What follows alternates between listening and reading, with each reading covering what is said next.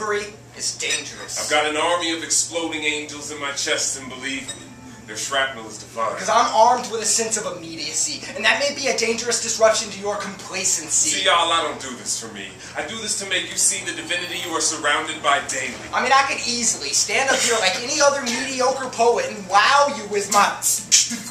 But I won't, or I could twist my words into some semblance of poetry, and if y'all don't get it the first time, then I'll just... Rewind. If y'all don't get it the first time, then I'll just...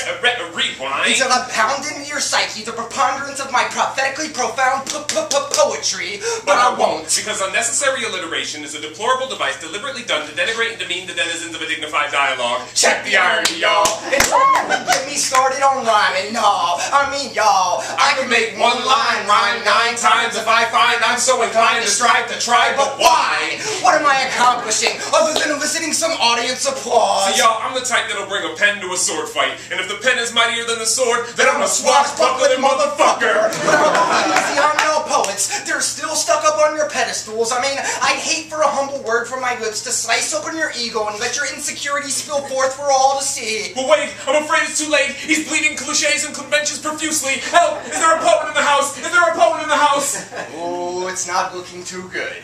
I'm afraid we'll have to innovate. But innovation requires coming up with something new. And I'll be forced to admit that I stole that last line. But who's to say where we draw the line between thievery and inspiration? So let me tell y'all about somebody that I inadvertently stole from, who inadvertently inspired me. I met this man in Ho Chi Minh City outside of the American War Museum. See, appropriately over there they call the Vietnam War the American.